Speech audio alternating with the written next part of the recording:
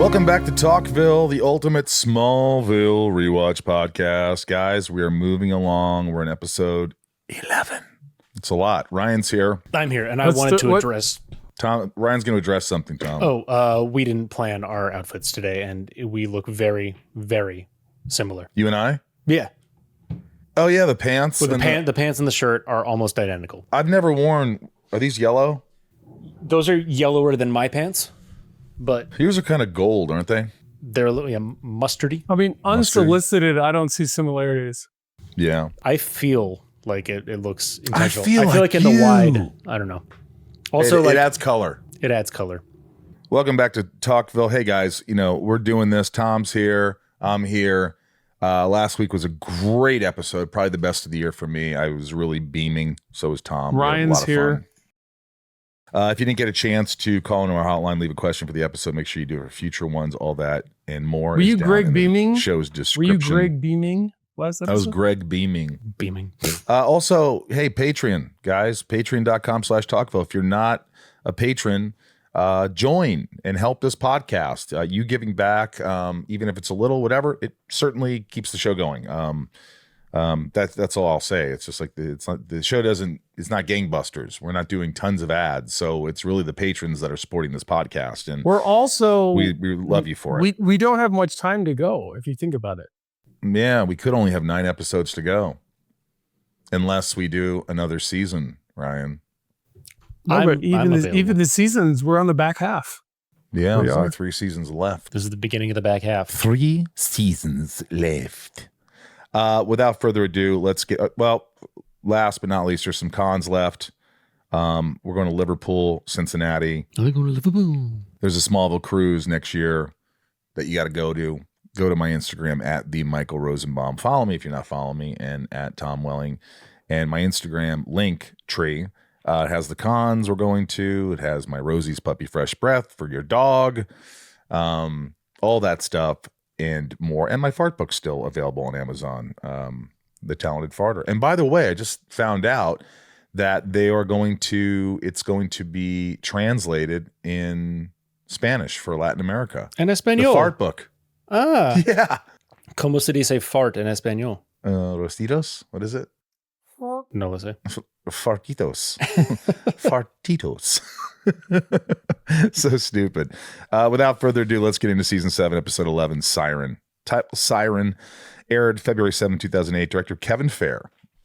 Love Kevin. Had a lot of fun with him. He was the first AD. Kevin was our first AD for years. For years, and he finally got to Kevin was an great. episode, and he did a great job. Alaina Huffman is Dinah Lance, and who knows, maybe we'll see her soon. I don't know. Justin Hartley is Oliver Queen. Synopsis: Ollie ziplines back into town to deal with angry women with sound disruption abilities. Clark and Lana work through their stuff, and Lex is around. One of the things about this episode I remember is there were very few. Actually, that's not true. I'm trying to make a joke. I always loved seeing other actors on set because I was there all the time. And Michael, obviously you were my apex, but I always looked forward to scenes with Justin. He was always prepared. He always made it look so easy. He was always fun. Yeah. Justin is not only good looking, he's charming, he's kind, and he's talented. Yeah, he's beyond that. He is. He's a great guy. He's just a great guy. He should have his own show. Oh, wait a minute. He does. Tracker. Late at night at the DP, Chloe frantically burns files onto a DVD for someone over Bluetooth. A hand reaches into a pair of fishnets, starts whipping tiny knives at her. Chloe flees to the roof where her attacker is revealed to be some kind of mid-2010s Miley Cyrus cosplayer.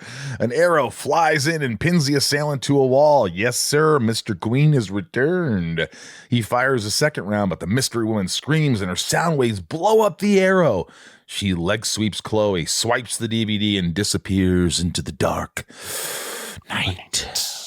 It felt like there was a couple weeks between episodes. Like it sort of starts it felt like a completely different episode. Like they definitely there was a gap between air dates. Yes, there were. Which is funny because Chloe literally has a scene where she talks about how Clark doesn't check in all that often. So it's kind of funny. Oh, by the way, Tom just texted a picture of a deer that he's looking at outside of his window.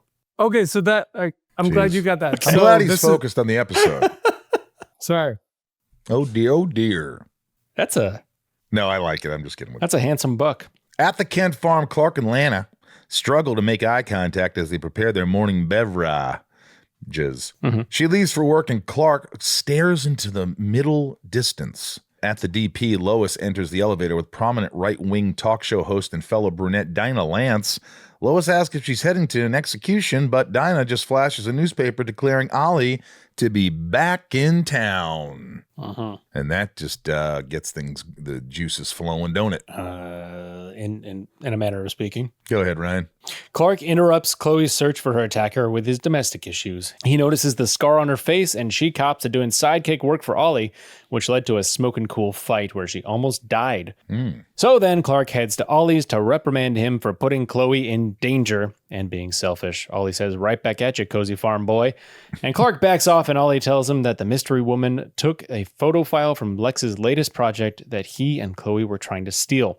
Clark surmises that perhaps Lex has a sidekick of his own. Everybody's sidekicking. At the Luther Manor, Lex gives Wrecking Ball an envelope full of cash. She mentions Arrow's resurgence, and Lex implores her to find him again as he's been setting bombs off at Luther work sites. Bring me Arrow, and I'll make it worth your while. I mean, who doesn't want a text like that? Yeah. Spicy. It's spicy. There's a lot of spiciness going on. I mean, you got Arrow back, you got Black Canary, you got Lex is up to no good, Yeah. Yeah, it was different. It was different coming off an episode like Persona that was just so cinematic amazing. But this one wasn't bad. Like, I felt like it had an energy to it. It had its thing. It had a different vibe, and I think it like an intentionally like comic book vibe because like the last one was so serious. And there's so this a takeaway from this, and it happens in one scene where Green Arrow says, "Clark, what are you doing, dude? You're laying on your couch." Yeah. The whole thing is a setup for Green Arrow to say to Clark, "You're just laying on your couch." Yeah, it's like, what are you doing? And we're all doing this stuff. Like, yeah, it's like, what are you doing? Come on. Like, we're saving the world, and what are you doing? Yeah, I see what you mean. The next day at the foundation, Lionel urges glass-wearing Lana to use... Yeah, that was weird. What were the glasses? Those were terrible! Just to show that time had passed. Yeah, the glasses were like... Why is she wearing those glasses? They were too trendy, weird. I didn't like them. What we could ask Kristen. Maybe there was an issue with her contacts. They came out of nowhere. I was like, why is she wearing glasses and why am I distracted? Lionel urges glass-wearing Lana to use the hours of illicit Lex footage to implicate him in the murder of Grant Gabriel, Julian Luther. Lana tries to stand her ground, but Lionel says he knows about the goo-infected woman she held hostage and still hasn't told Clark about. Lana almost has the Luther mind game down, but can't outrun Lionel. That's what's happening. I mean, you can see she's like, she's kind of, he's put baby in a corner. Yeah. And she's like, shit, I was like, honey, I've been doing this a long time. But we see what happens at the end. Go ahead, Ryan. At the DP, Dinah picks Chloe's desk drawer lock, finds her Sprint Pocket PC, and sees that her last call went to Oliver Queen. And then at the foundation, Clark asks Lana for help and shows her a sketch of the woman trying really hard to shed the Hannah Montana image. As Clark leaves, Lana confesses about the goo-infected woman. Yeah. Clark scolds her for only being honest when she's threatened. Lana calls Clark self-righteous and admits she struggles to face him every day. And Clark criticizes her for loving murderers and says, "I don't think it's me you can't face." He means herself. Yeah. Well, yeah. Okay. She can't face herself, if that wasn't clear. Heavy stuff. I thought it was really good. I thought that scene between you two was powerful.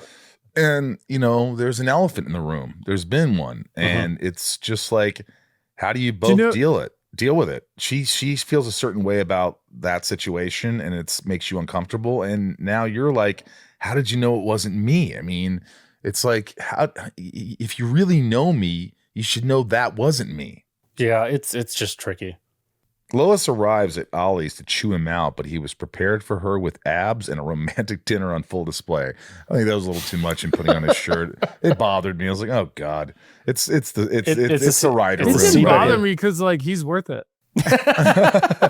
Oh my God. He's worth it. He is worth it. I mean, he looks great. Like, why not? As they connect mouths in reconciliation, Banger screams from the balcony, shattering both windows in the secret closet where Ollie stashes his arrow stuff. He's unconscious, and now Lois knows his secret. All it took was a supersonic woman. Boom! Shakalaka. Boom. Later as Lois and Ollie are tied up back to back, she comes to grips with her previous arrow makeout sessions.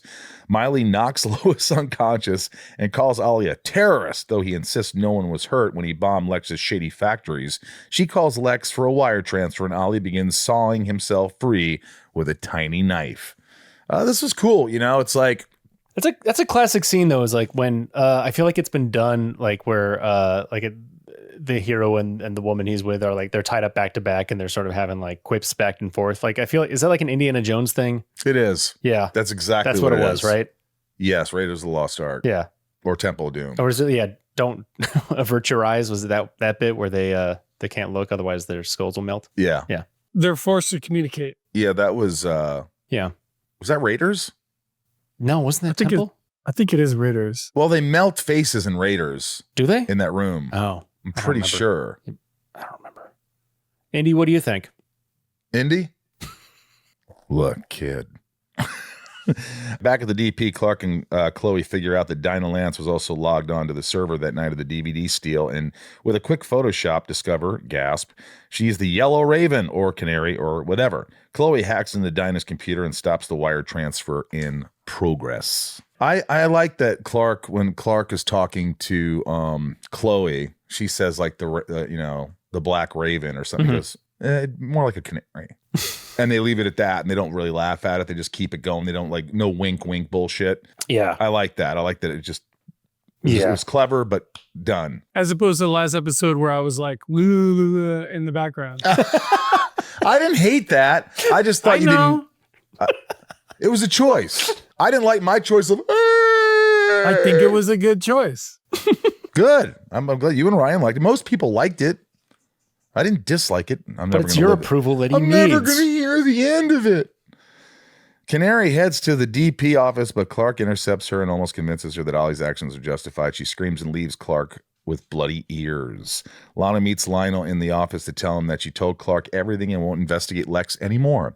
Lionel wonders what happened to cool revenge-seeking Lana, but she wants to pull them both from the brink and insists Lionel doesn't actually realize how dangerous his son is. Which is so true, and we'll find that out soon enough. Go ahead, Ryan. All right. Clark and Chloe arrive at Ollie's and untie Lois. She tries to distract them from the arrow secret they're already well aware of. She doesn't know where Ollie is, but Clark has a hunch. And at Luther Manor, Canary confronts Lex about his plants. Now that his pants? His plants. Oh, yeah. Well, I mean, the plants that he pays for from the things in his. Yeah. Now that two strapping gentlemen have tried to convince her that she's in the wrong, Lex pulls a gun and caps her in the shoulder.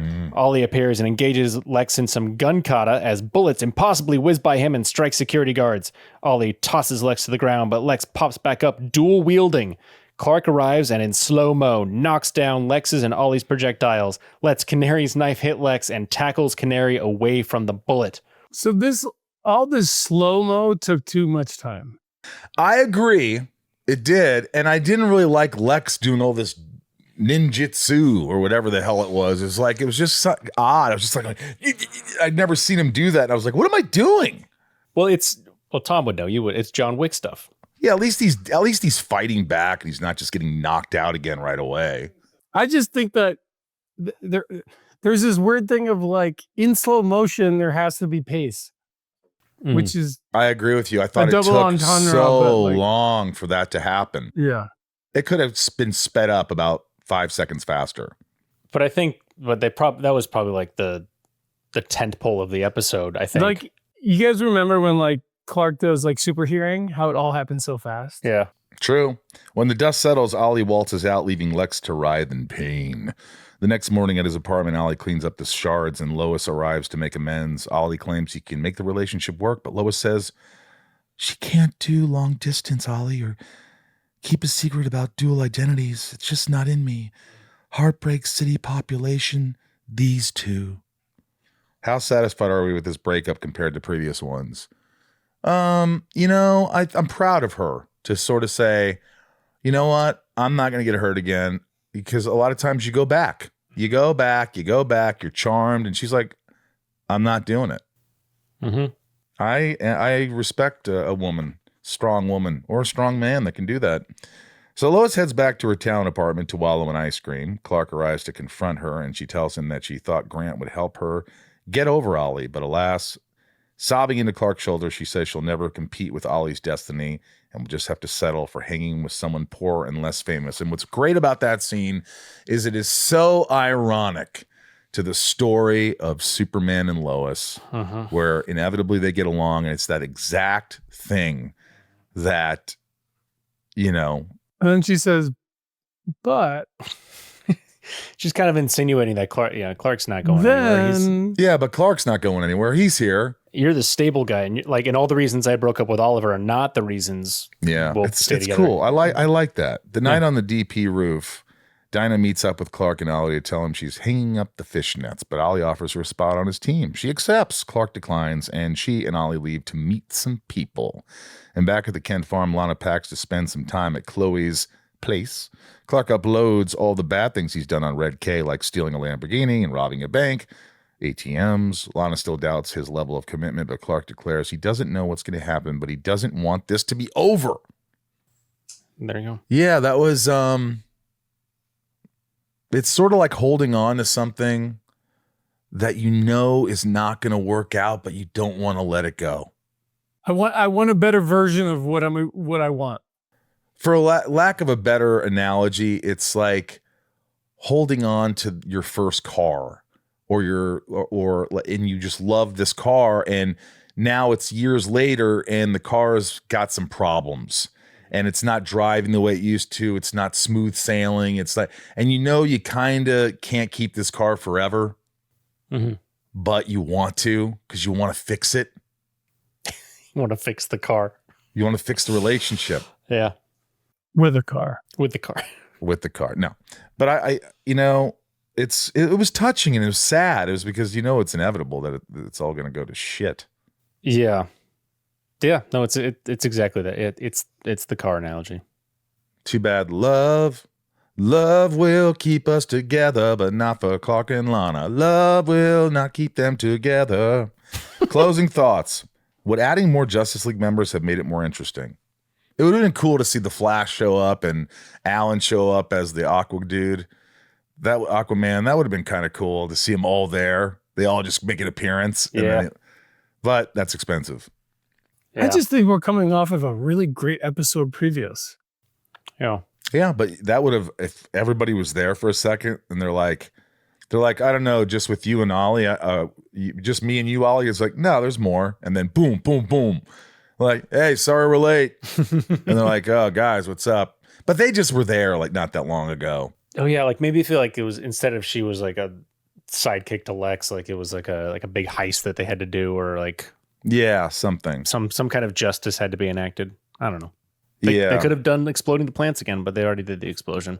How well did the episode juggle all the storylines of vigilantism, Lex's manipulation, Chloe's hacking, and heartbreak? I think it all came together decently, but it was a little bit fragmented. Yeah, a little bit.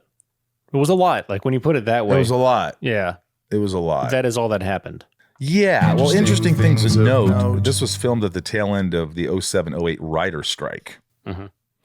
The character Black Canary debuted her fishnets in 1947 in Flash Comics number 86 as Dinah Drake. And this is the final time Michael and Justin have a scene together. I thought that was sad news. Yeah, that is sad. It's pretty much like, if you think about it, it's coming close to Michael's last scene with everybody. Yeah. We're pretty close to that because we know Michael doesn't show up in season 8. Talkville is brought to you by AGZ from AG1.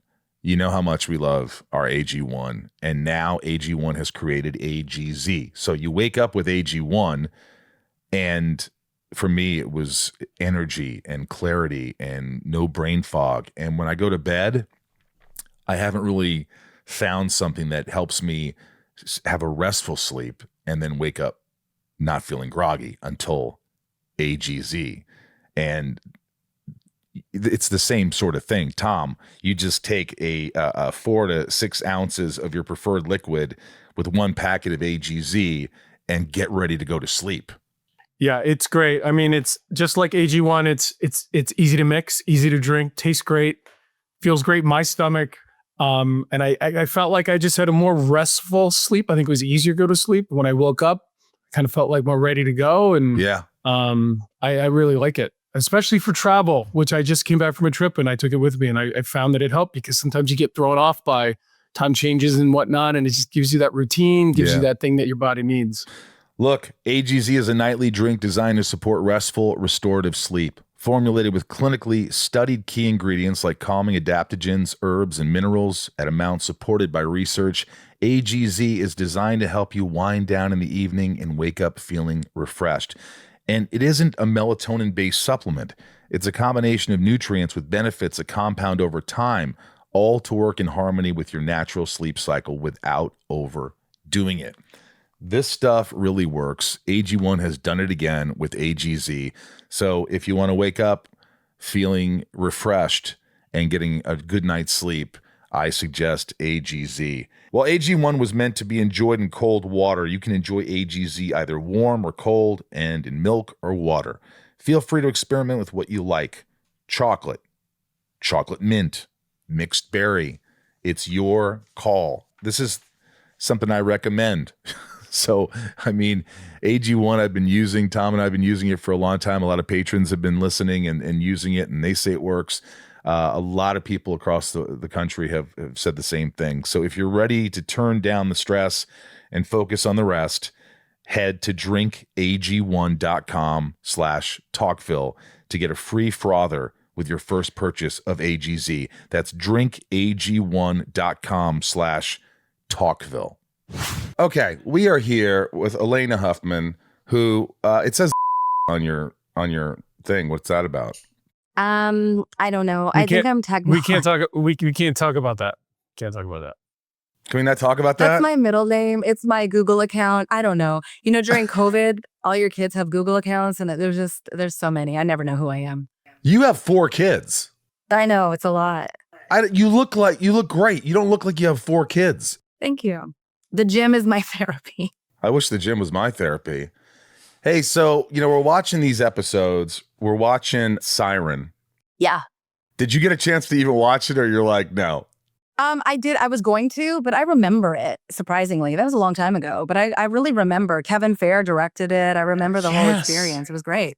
What do you remember? Well, I remember, so when I auditioned, I got dummy sides because it was the start of this Justice League and y'all were bringing superheroes in, and I had no idea who I was being cast as. I went in back when we used to audition in person with dummy sides, and it was a scene with Erica or with Lois, and that was that. And then they gave me the job. They called me and said, "You have the job. You're going to Vancouver next week, but we're not going to tell you who the character is."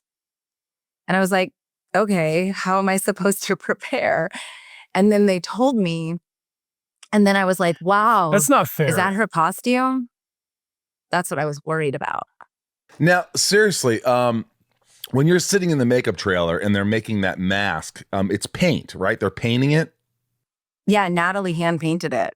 I mean, she did a great job. It actually looked good. Did you think so? Yeah. I mean, I didn't know what they were going to do. I had short hair at the time, but I knew when I looked at the comics, Dinah had long hair or short. She had dark hair and the Black Canary had blonde hair. So I wasn't sure they're going to wig me for both, but they made me my wig was really expensive.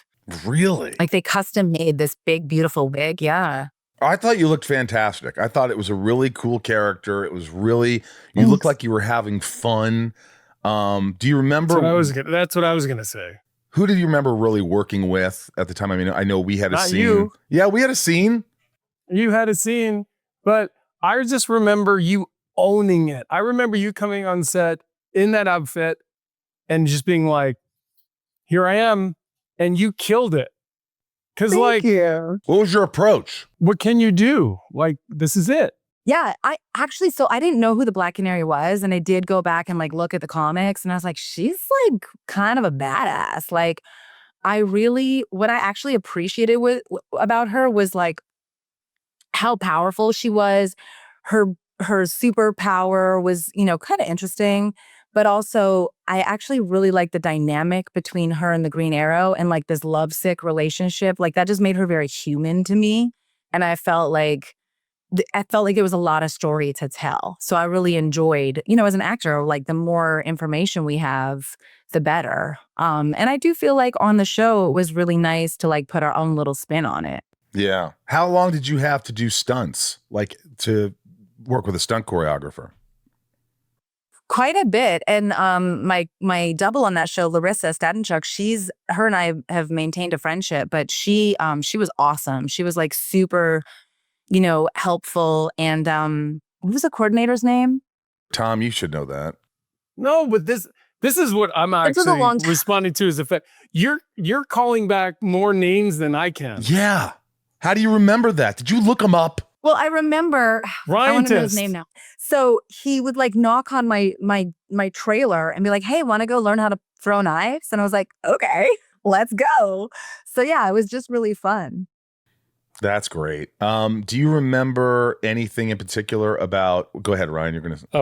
I have. Okay, so the stunt team. I have Brian Lydat, Jacob Rupp Maharo. Jacob. She said Jacob. And then I also have your stunt double, Larissa Stadnichuk. Stadnichuk. Yeah. Larissa Stadnichuk. Was she Russian? She's Canadian. I don't know. Do you remember one scene in particular that you had the most fun with, or it was the most difficult, or what is it you remember? I just like when a character is being introduced, especially when you have like some time to play with this character, which I wasn't sure if they were going to bring me back or what was going to happen, but I kind of appreciated her backstory or her why. Like I liked that she had this like vigilante sort of energy. And then all the stunts that they gave her. I just thought that was really fun. Yeah, I guess it's fun to be a badass every once in a while, isn't it? There was one scene that we shot. I can't remember if it was Siren or a different episode, but like I had to do this jump kick backspin thing. And then I was like, "Can we go again, guys? My heel got stuck in my fishnets."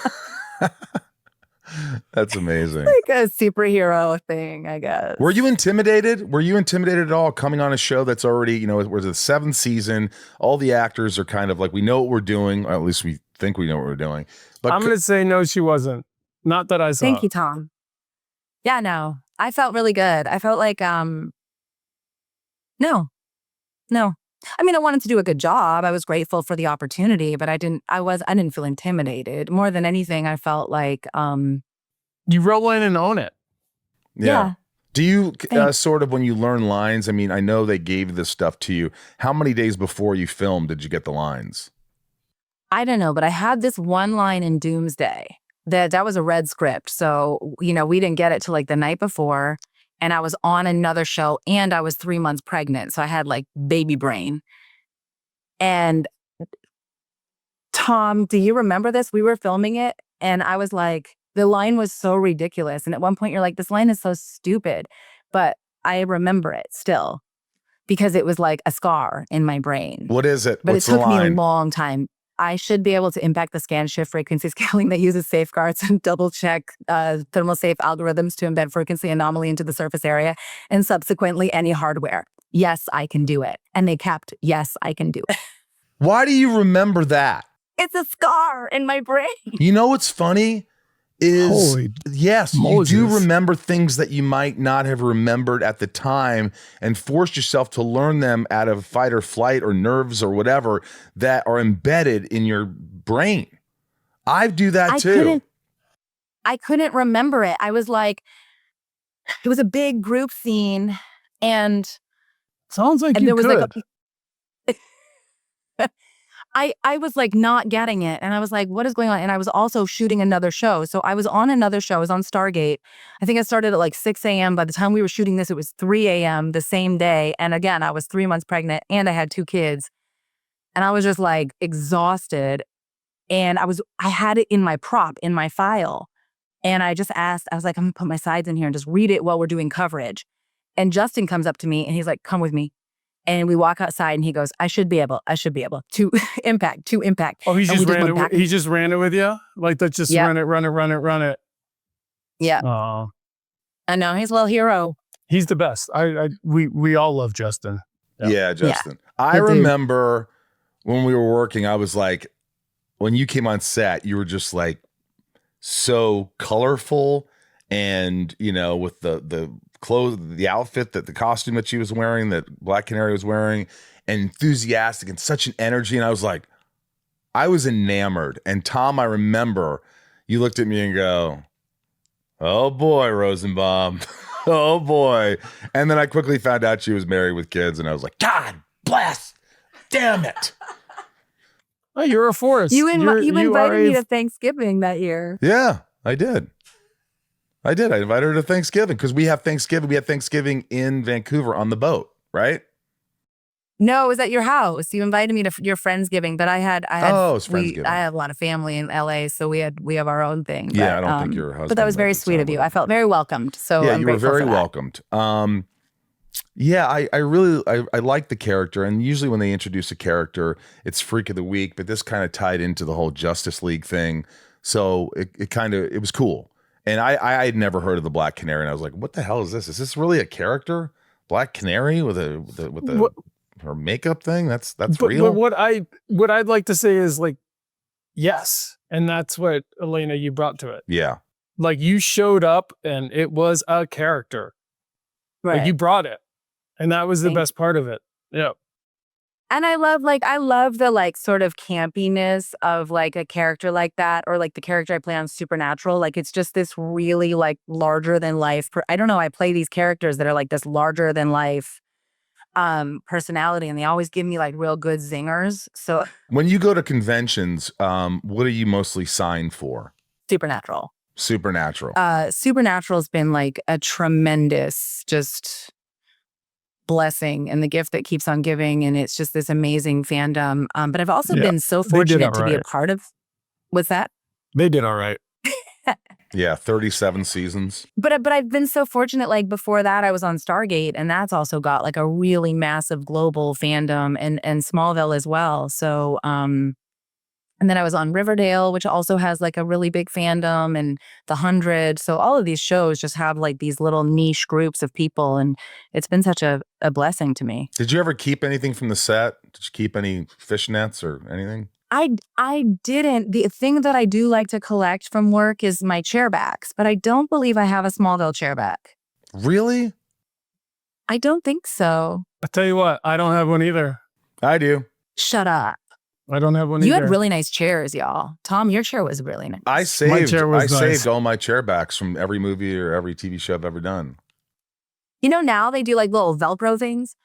But you know, actually, so the crew from like Jay Marchant and that whole group went from y'all's show over to The 100, and I was on The 100, so it was actually really nice because a lot of the crew I had worked with already on Smallville. That's all. What are you working on now? Anything that we should know about? I have a movie coming out September 19th in theaters called Waltzing with Brando. Oh, wait a minute, Waltzing with Brando. My friend John Heater and also Billy Zane's in that. I played John's wife. How is John to work with? I love John. He's so sweet. We the nicest. We stayed together. So like we shot that movie in Tahiti, and they put us up on this coconut farm. So we all had like a little villa, but we had like a central kitchen. And so the cast, we all like made dinner together every night and played games and just laughed. His brother was there. And I know Dan was there. No. His other brother, Matthew. Matt, that's right. I know Dan. Like Dan's wife, Sarah, and I have been friends for years. Yeah, I love Dan. So I've known Dan for years. I'll see Dan tonight. By the way, Billy Zane looks exactly like Marlon Brando. Like, it's a spitting image. Yeah. No, it's crazy because, like, you know, during my negotiation, you go back and forth with your team, right? And they're like, damn, they're really on his jock. And then I get to work and I was like, I kind of get why. He's killing it. Like, he looks like him. He's acting like him. And Billy's wonderful. His daughter played our daughter in the movie. So their family was there. it was just a really, really special experience when you get to like go away and like, you create this little nucleus that you live with for a period of time and create with. This sounds awesome. Yeah. I've never had this experience. I can't wait to dive into this. I mean, I'm not even joking. Like that sounds that's great. cool. Did you ask him to do Napoleon Dynamite for you? I mean, everybody does. It's no, we just play games, but he definitely has like a lot of those, little funny quirks. Every He's time lovely. I'll do like an impression, like I'll be like, this is pretty much the worst movie ever. And he'll look at me and he'll go, are you doing my voice? You're just jealous because Lex Luthor doesn't have a distinct voice. Well, look, we love you. This has been a real treat. The Black Canary, Alaina Huffman herself is here.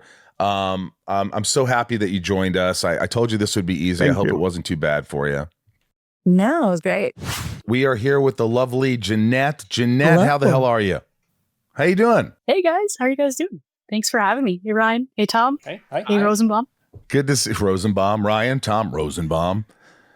I always felt like when people said Rosenbaum, it was always like, because I did something wrong. It was like, John, Tim, Rosenbaum.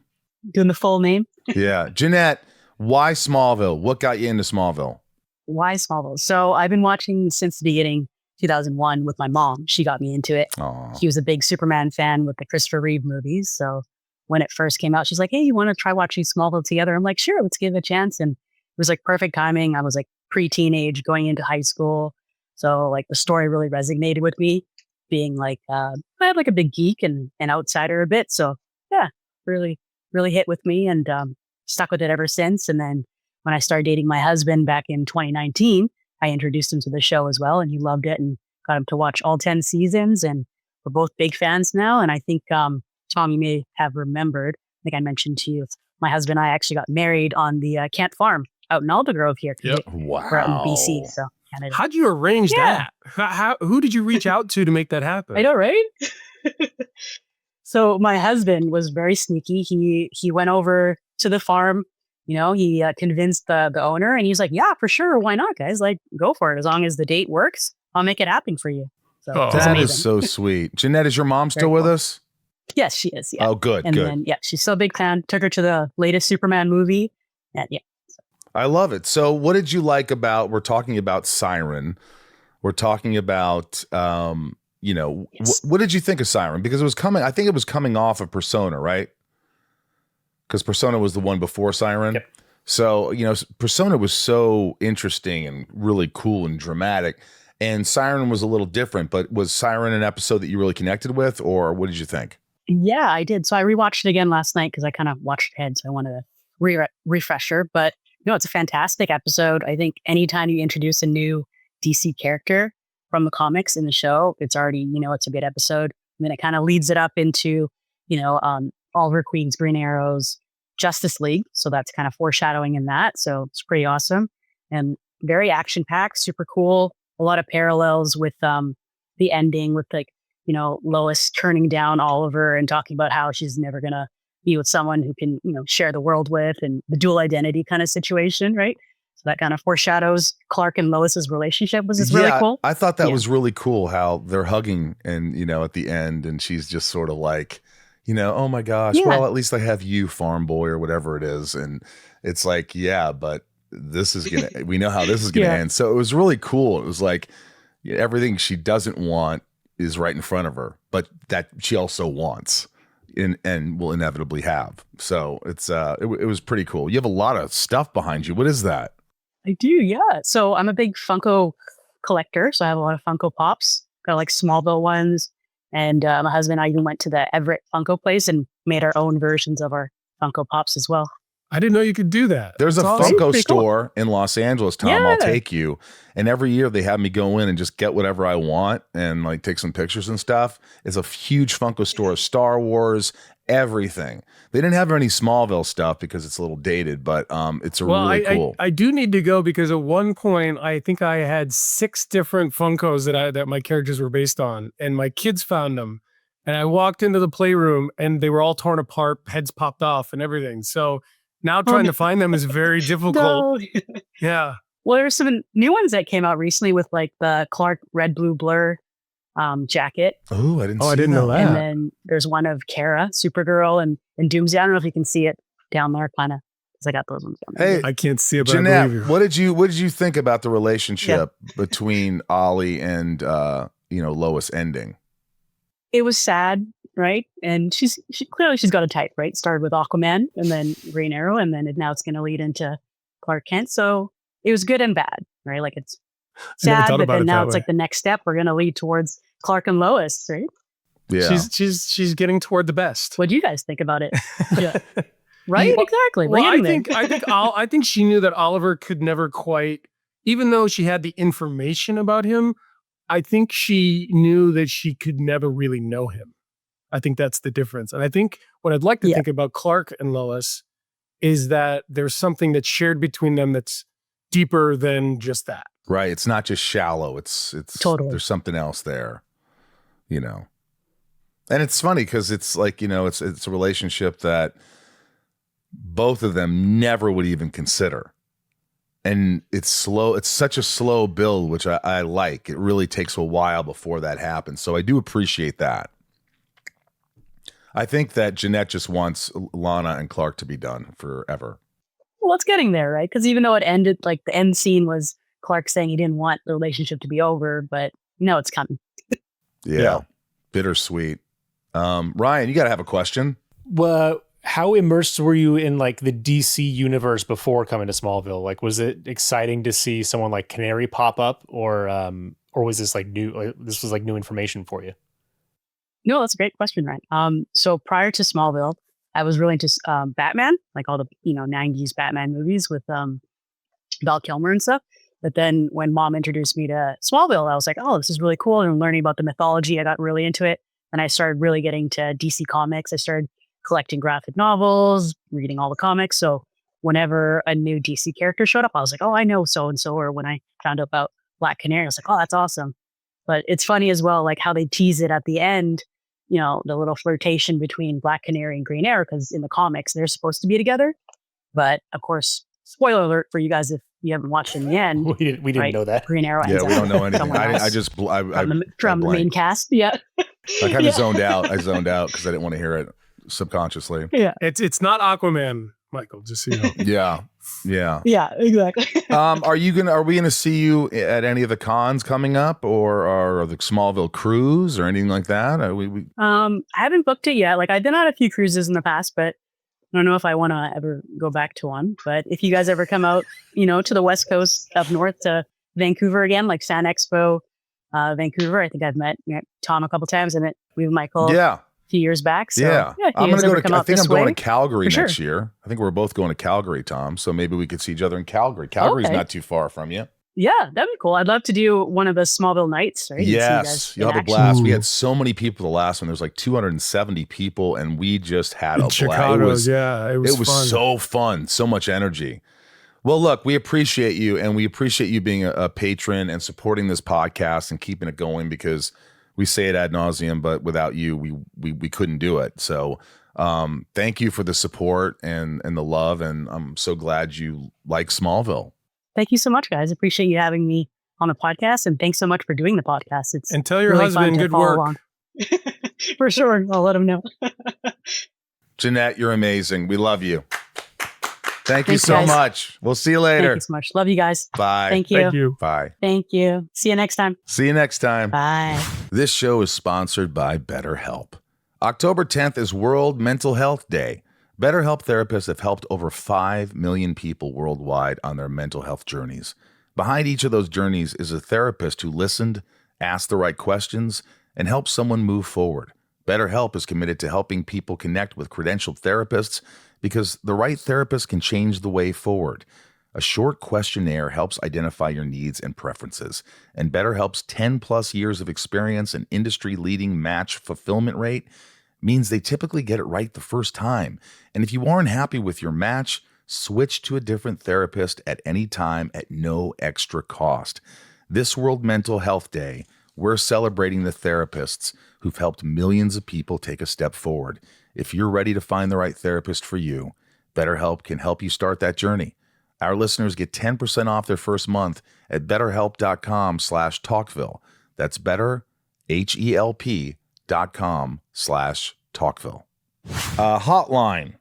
Let's listen to some messages from our lovable patrons and see what kind of questions they could stir up. Michael P, one of our faves, of course.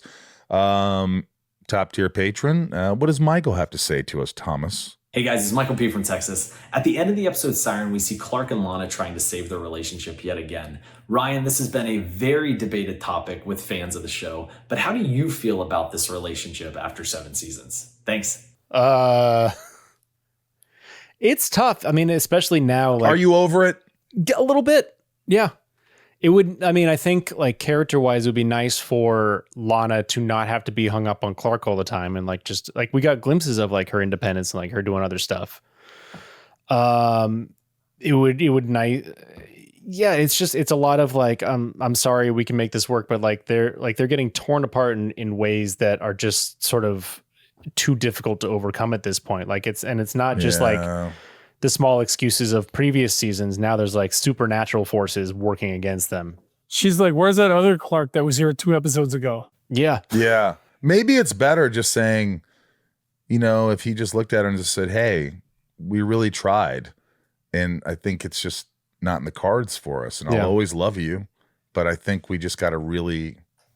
As much as I love these people, like, yeah, it's hard to do, but you have to look at each other and go, I don't think so. Charlie T. Good buddy Charlie T. What's Charlie T got going on here? Charlie Thomas, North Carolina. Question about episode 11. This has one of my favorite fight scenes of Smallville. What's it like being able to see Lex Luthor's not just brain, but his actual like muscle and martial prowess in this, to the point where Clark has to eventually come in and shut it down? Thanks, guys. Thanks, Charlie. It was cool. I don't remember it really, but I'm sure I had to really work out that fight and get it right, get it tight. It was some close hand-to-hand combat. It was like, I mean, you did your fencing, so it was in there. Yeah, it was in there. It was cool. There was a lot going on. I'm curious. I'm not going to say as to Ryan's favorite scene, if this is going to be one of the favorite scenes. Charlie certainly liked it. Dylan from Harlem. But it's nice to see Lex be able to kick some ass a little bit and not be such a wimpy fella. Hey, Dylan Camp from Harlem, New York, calling about season 7, episode 11, Siren. I had a couple questions that I thought about asking, but then I got distracted by Lana randomly deciding to wear fucking glasses for the first time. Do you think like maybe she got one too many concussions and it's finally blurred her vision, or like she's just stepping into a business role? Just curious what you guys think about that. Thanks. Have a good one. Dylan just lost his mind. Dylan from Harlem just showed us what being upfront is about. Yeah, we talked about the glasses, man. Oh, that's hilarious. Thanks, Dylan. But yeah, the glasses have got to go. Hi, my name's Elaine. I'm from suburbs of Chicago, Illinois, and I'm calling in on season 7, episode 11, Siren, when Oliver Queen makes a comment to Clark, something will change, and he says, yeah, when the earth cracks open and time ticks back. That's in reference to the Christopher Reeve movie where he has to save Lois when she falls into the crack of the crater, and he freaks out and starts going around the earth backwards and gets the earth to turn around so he can turn back time. And I just love that, and I love all of the little iconic things that are referenced all the time, and I just wanted to call up and tell you guys that I caught that. Thanks. Gee, wow, Elaine, you really know your Superman stuff. Yeah, that was another like, wink, not like when they did the Canary reference, like another reference, but they weren't like winking too hard. But yeah, Christopher Reeve. Yeah, here's an anonymous from nowhere. Anonymous from nowhere. Hey guys, I wanted to send my question in for Siren. Was Justin Hartley going to be in more episodes of Smallville than just this one? And if so, what was the plan for them? Thanks, guys. Keep up the great work. Well, I have no idea. Tom? He's going to be in more. There you go. Text Emily from Utah. I don't know how the Black Canary has enough energy to do all that makeup on her eyes every time she changes her costume. Just thought it was funny. Love you guys. Emily, yeah, I thought about that too. I'm like, that's got to take at least an hour to do that. Especially before if she's got to I hurry go up save the city, I'm going to do this. I'm going to do all this makeup. I mean, Alaina talked about it, but yeah. Yeah. Well, she had somebody do it for her. Yeah. Maybe she's hired Natalie as the Black Canary to do it for her. Maybe that's it. Rosenbaum rating system. Let's start with Tom. Rosenbaum rating. 1. I'll give it 1 rose. 1 for me. 1 for Ryan. Mm-hmm. Yeah, I thought it was good. It wasn't great. It's good. It's like It's good. Fun fun at moments, some good stuff, but yeah, you betcha. It was about a 1 roast there. I'm gonna give it a 1 roast. Just because. Tom, you give it a roast and I give it a bomber? roast. All right, give it a roast. Death and save Give it a count. roast. How many people got saved? Death and save count. 0 dead, 3 saved. Dinah, Ollie, and Lex are all saved by Clark in the same moment. Through 11 episodes, 17 dead, 25 saved. In the series, 235 people have died in Smallville. 254 have been saved. And now it's time for Ryan's favorite scene. I know what it's going to be. Do you? You want to pre-call that? Yes, don't say anything, Ryan. Don't even say if it's on there. But Tom, do you want to go with me and say it's the big fight at the end? Yes. All right, both of us are going with that. Is it? Yeah, let's not waste any time. It's that. It's that. What were the other choices out of idle curiosity? I thought, like Lois and Clark at the end, like their little heart to heart was kind of nice. Ooh, I might have chosen But that. then I had the other, like Clark and Lana, like trying to be honest with each other. That was an interesting scene. There were interesting emotional moments, but then That was the big one. But I feel like they beat a dead horse. They filmed that scene and they're like, all right, we spent all this money on this part. Let's just have that be the focal point, and then we'll sort of. I feel like there are probably some deleted scenes, but I didn't watch any deleted scenes. Well, what have you? I mean, look, we had Persona, which was great, and then we had this, which was good, not great, but good. It felt like a fiddler. Yeah, a bit of a filler. That's it for the episode. Thanks to Alaina Huffman for coming here and talking to us. That was a treat.